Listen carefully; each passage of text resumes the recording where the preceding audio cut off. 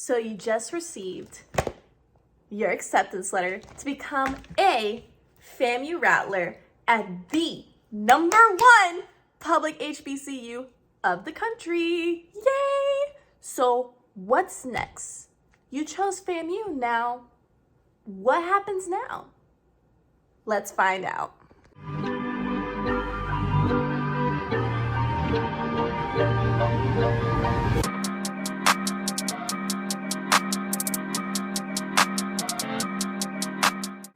Hello everyone. Welcome back to my channel. And today I will be talking about my first year experience at the Florida Agricultural and Mechanical University, as well as you chose FAMU, you got accepted. What are the next steps that you should take to become a successful Rattler? So to start off, I will do just a simple summary of my first year going to FAMU. Now, I would say, a first generation college student. So a lot of the stuff of me getting ready for college and going into college, I had to do a lot of research on my own, as well as with my mom helping me. And we didn't even know everything. I didn't even know college decision day was a thing. Yeah, it was that, I wouldn't say bad, but it was that I was that clueless. So a lot of my first year experiences comes with a lot of mistakes that I made, as well as me feeling like I need to catch up.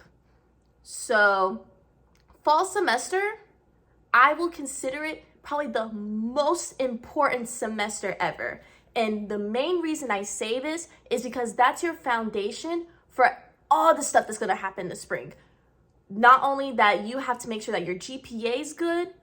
For half of the stuff that you want to join, if you want to be involved on campus, happens in the spring.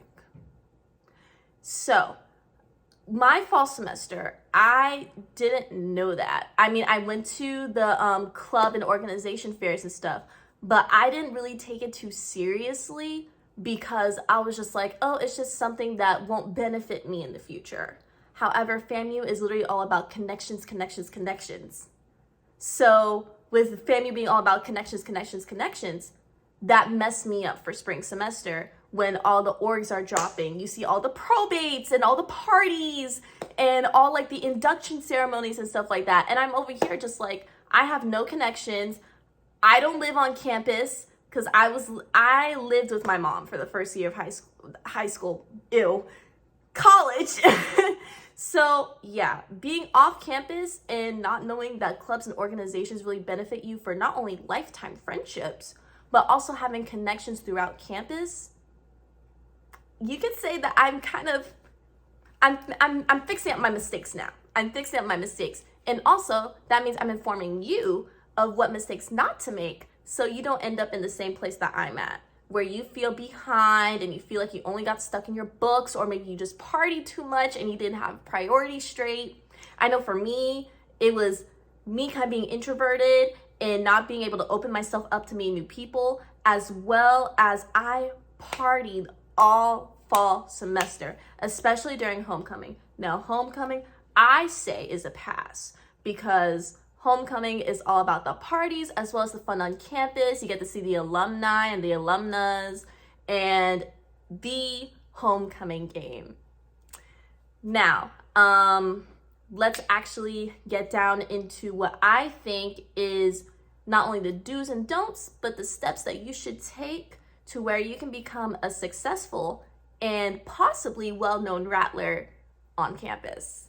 All right, so let's get into it. The #1 do that I say that you will benefit from whenever it comes to either getting involved on campus or keeping up with campus events is keeping up with stuff on iStrike. Now, iStrike has everything from organization events to all the organizations that are on campus. So if you want to do your research, see which organizations are best for your major, go on iStrike.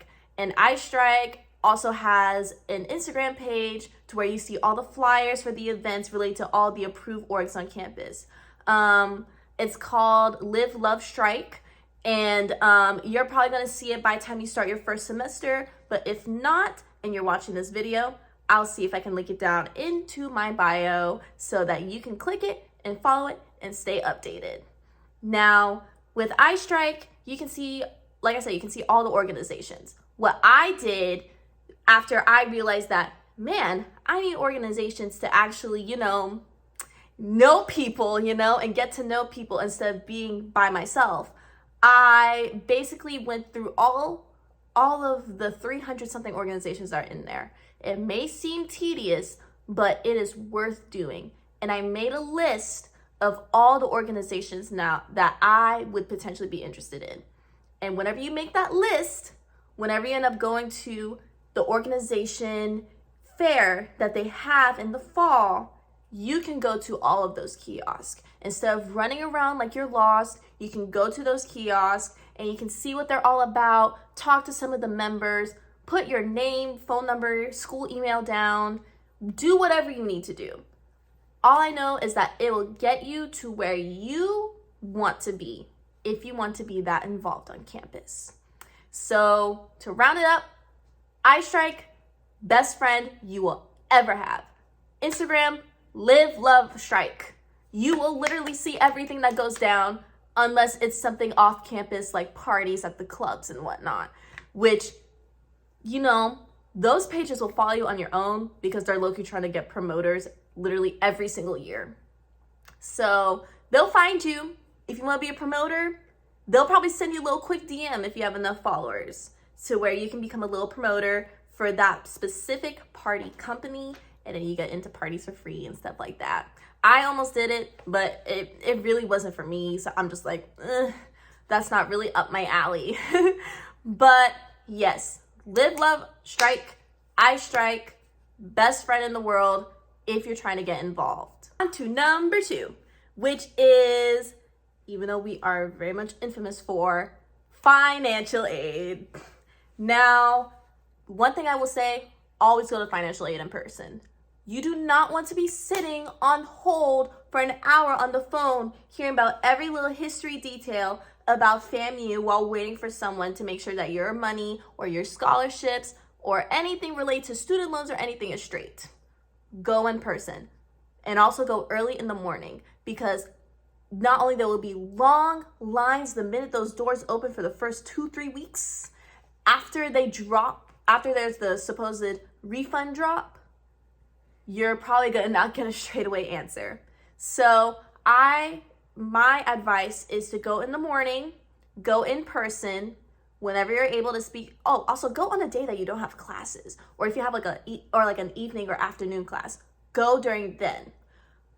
And then whenever you speak to someone, be precise, be literally dead serious face, look like you're about to be threatening Lord, not threatening, but look serious, look like you mean business, and just be like as informative, and be polite. Southern politeness on FAMU campus will get you literally anywhere. Little yes ma'am, no ma'am, thank you, ma'am or sir, or whatever they are. And it will literally get you to have them give you a little smile and maybe give you your money just a little bit quicker.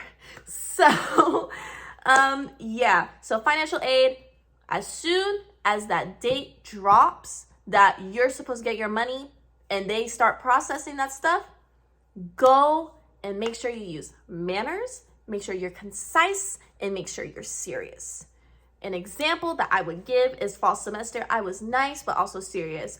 Kind of just went into a little dialogue of going like, good morning, I'm here to see as far as where my refund is at in the process. You give them your student ID or whatever they ask you for and stuff like that, and they tell you what you need to know. It's just like, thank you, how soon can I expect it? Or just be like, I'll be waiting on an email. If you not going in person doesn't work, you also use your parents. Now, I know not everyone has this opportunity or has that kind of benefit, but if you have that benefit and it's not working with you doing it by yourself, use your parents. I've seen parents step into that building to go in financial aid to get their child's money. Or they will email financial aid badgering them until they're like, okay, fine, I'll drop it. I'm telling you, as much as it might be a little annoying, it works on your debater skills, especially if you're in like pre-law or political science, like me. I am a political science major. I forgot to say that. But basically, it works up communication skills and all that good stuff. But I'm not going to say it's supposed to happen that way, but it happens. And then I'm going to go into part B about housing on this same clip, because they kind of go hand in hand as far as the main concerns that you should have. Basically, do everything early. Doing everything early will give you the highest chance to get your money and to have a place to stay.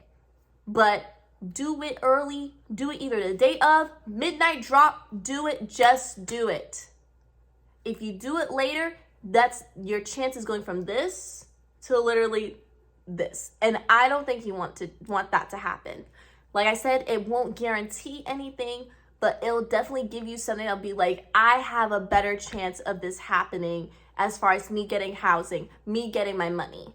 And also going back to being polite and being concise.